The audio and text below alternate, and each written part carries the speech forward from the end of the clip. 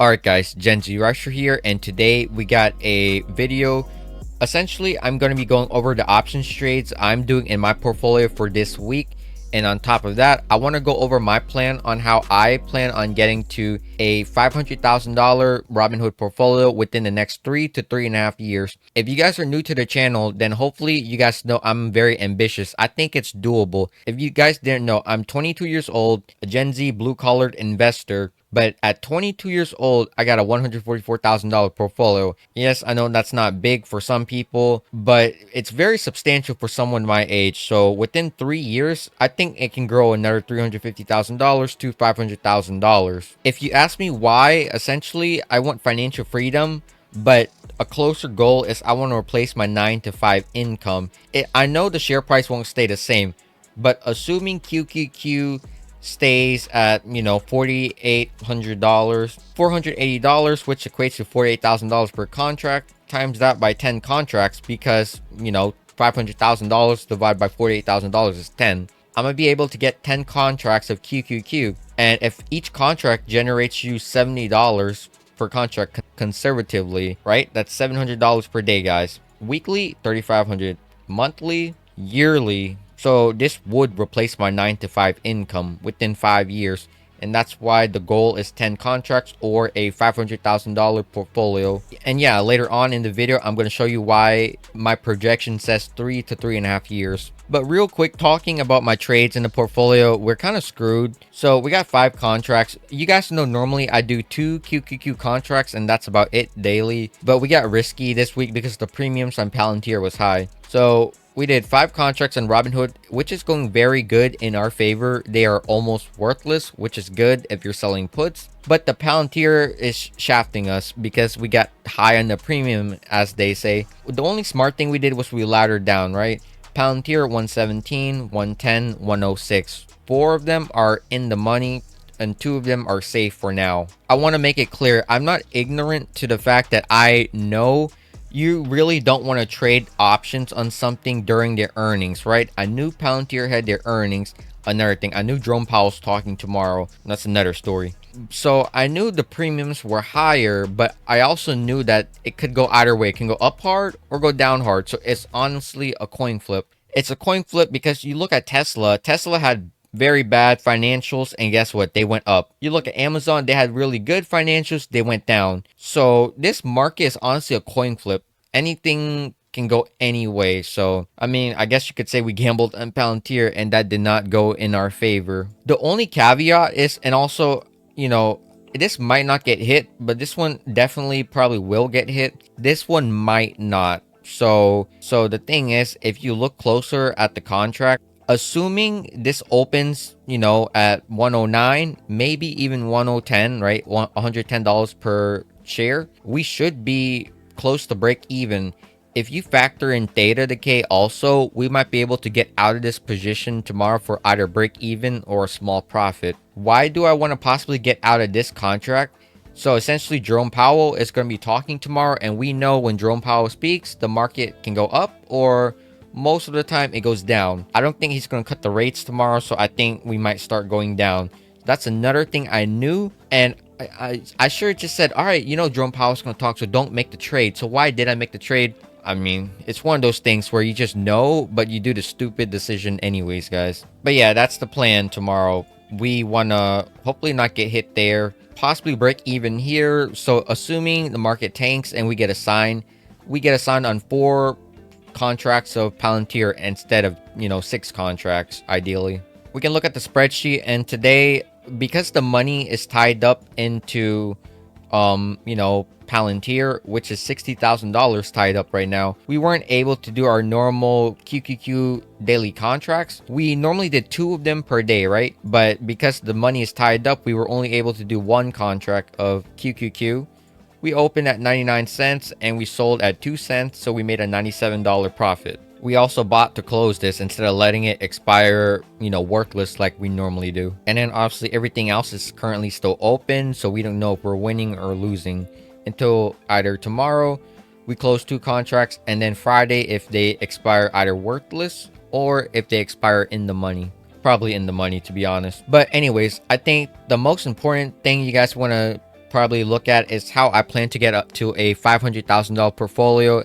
So by 25 years old, within 3 to 3.5 years. So essentially, we gotta look at this chart right here. This is a very important chart, and this, hopefully you guys stick around and listen to this. It's gonna get complicated. It's a kind of complicated in my opinion. So the first thing is I want you guys to know that if you look under my portfolio, we got recurring investments. This is building the core foundation of my portfolio, like the bottom line of my portfolio, right? So these are recurring investments. It pulls money from my, my brokerage account, my buying power every Monday. So that's recurring investments. These are the indexes that pay a higher yield, like JEPQ, JEPI, QQQI, 13% yield, IGLD, 17% yield. The allocations dollar amount is how much I'm investing weekly into it. So $75 per week into QQQI, $6 per week into JEPI, which yields a 7.5% yield, about that. So this is how this part of my portfolio works. These are the blue chips. So we all want blue chips in our portfolio. We got growth stocks. I got everything in my portfolio, guys. I don't want to have multiple brokerages, so that's why everything's in one portfolio. You got the normal dividend stocks, you got the higher yielder dividend stocks, you got your growth stocks, you got your indexes. If you add up all of my recurring investments, it adds up to $266 per week. This is a very important figure. Everything in this column is a very important figure. You see right here, QQQ to SGov. I plan to buy SGov every week also. Essentially, the profits I make from doing QQQ contracts, my 0 days to expiration, these profits, right, every week, I want $100 of QQQ going into my SGov position. So that's what I mean. Weekly deposits. This is how much money I'm depositing from my bank account to my brokerage every week. So every week the portfolio increases by $536 because it gets a cash injection. $536 is a very specific number, because if you do 536 minus how much I'm investing into recurring investments every week, that's so minus 266, it'll give you 270. Why is 270 important? Because $100 from QQQ, so right there, boom, $100, and also 270 from deposits. So that's where 270 comes from. The things I'm buying every week, right, which is SGov and which is these indexes, I fund those purchases with my money from recurring investments, because I don't want the money I use to trade QQQ, right? The buying power I use as options collateral to trade QQQ, I don't want that money being eroded by buying these stocks or buying SGov. So that's why if I'm going to do $1,000 in auto investments into, these stocks, I'm gonna be investing $1,000 into the portfolio weekly deposits. But in this case, it's 266 for these, and then SGov, 270 for SGov plus 100. But that's where the 536 comes from. That's a very important number also. If you guys aren't getting it, well, just keep listening. We're going to get to the point. It's all going to add up. This is the QQQ yearly goal. This is a goal. If we want to reach our goals of getting 2 contracts per year, we need to invest $833 into the portfolio. $3,000 per month, or yearly $39,000. You're going to ask me if one contract is $48,000, then why are you using $40,000 instead of $48,000? Well, because this is a dividend portfolio also, we are actually making $9,000 per year from, dividend stocks. Let's be conservative and say it's $8,000, right? This is snowball analytics. So if I'm making $8,000 passively, so you add $8,000 plus, let's see, $40,000 essentially, that's $48,000. You see what I mean? So essentially, as long as we keep doing our deposits and whatnot, 1 contract per year is coming from the dividends and then from deposits, right? That's how we are going to meet the goal, by buying 1 contract per year of QQQ. How do we get the other contract? We got to trade for it, essentially. You can see right there, 625. So previously I've been making $200 per day from QQQ, right? $200 per day, $100 per contract. Now I know that's not viable in the long term, just because that's very high in premiums if we're being more conservative, so we get assigned less and whatnot. Ideally, you are going to be making something like, let's see, well, if you click right there, $125 per day. And because that's two contracts, so if that's two contracts, that's 125 divided by 2. So currently the goal is to make $62 per day per contract of QQQ to reach my goal. If I do this right, I mean obviously two contracts per day, that's $125. And then you multiply that by 5 days a week, is 625 times 4, 2,500 times 3, $30,000 from QQQ cash secured puts per year. By the way, guys, it doesn't matter that I'm buying dividend stocks or SGov because I'm in a margin account. So everything that I buy, it acts as options collateral. So even though I'm buying QQQI, I'm actually able to, open up, QQQ puts. And the brokerage is basically using these stocks as leverage. So I'm able to do that. So even though I'm spending money on SGov, I'm actually able to spend money on SGov and also do these buy more QQQ puts. Now, this is the wild card right here.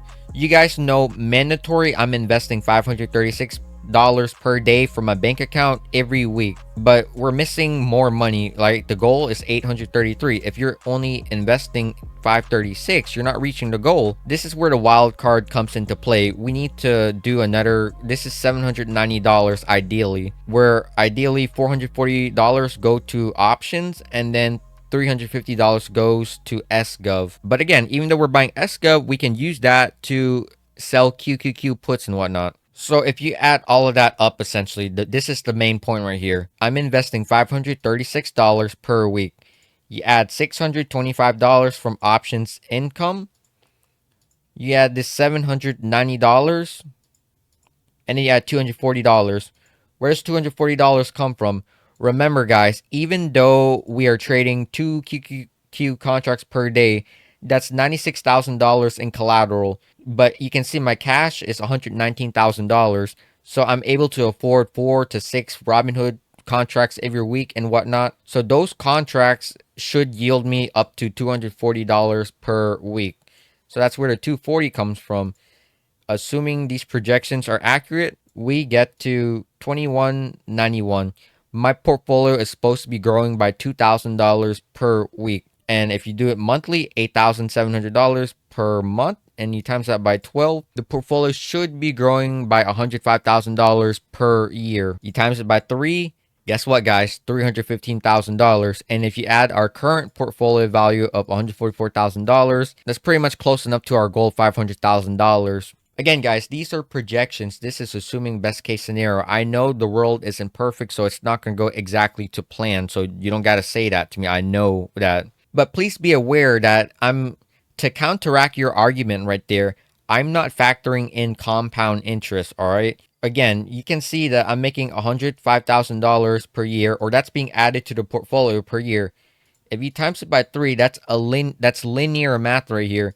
But we know with investing, it's compound interest. Next year, if my account increases by $105,000, that's 2 extra QQQ contracts that I'm trading next year. So instead of making $30,000 per year from QQQ, I'm going to be trading 4 contracts per day. So if you double that math right there, I'm going to be making $60,000 per year from QQQ contracts. So that's what I mean by I'm doing linear math right here, but that's being conservative. I'm not doing compound math. I'm not plugging this math into a compound calculator. So these numbers are actually more conservative, actually. So you can't say this is crazy because I'm being conservative here. So yeah, and think about it. On year 2, ideally, we should be trading 6 contracts of QQQ, which should be generating $90,000 per year. But we're not factoring any of that. Simply just looking at the math, if we're adding $105,000 to the portfolio, just trading 30K per year, also, that's 3 years from now. Well, not that, but you know what I mean. We're going to be adding $300,000 to the portfolio within 3 years. So this is what I mean by this is the plan to essentially get to $500,000 within 3 to 3.5 years. I know it's a long video, guys, kind of confusing at this part, but hopefully if you guys stuck around, you hopefully get the point and what my plans are. I really want to get to financial freedom and just replace my 9 to 5 job, so I just am, liberated. I don't gotta feel like a slave, essentially. One more thing, if you guys made it this far into the video, hopefully you guys check out my Discord. It's in the comment section. I post my trades here. We normally trade together, post what we're trading every day. We help each other out. It's a growing community. Hopefully you guys come because this is where I'm the most active at. But yeah, guys, essentially that's my plan on how I plan to scale my portfolio. I probably should have told you where this $790 comes from. So I forgot about that. So essentially, if I'm depositing $536 per week into the account, where does the 790 come from then? Well, let's just say this is guaranteed, right? This is guaranteed coming into my account every week. This is not guaranteed.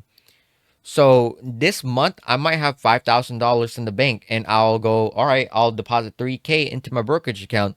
Next month I might have $1,000 in the brokerage in my bank account.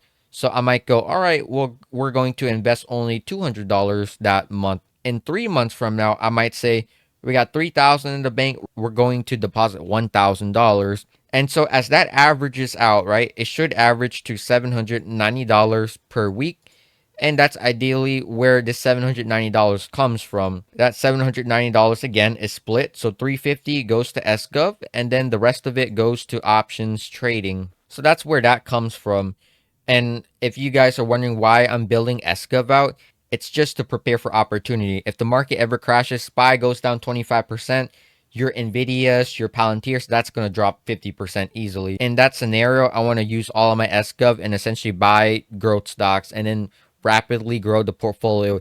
And then at that point, I can maybe even sell covered calls against those shares. So it's more income. So yeah, I mean, dang, I'm getting excited thinking about that. But, that's my plan essentially, guys. SGov is a hedge also. So there's that also. But yeah, guys, if you made it this far, then thanks for watching. Hopefully you guys stick around for the journey. Again, join the Discord. Hopefully you guys like and subscribe.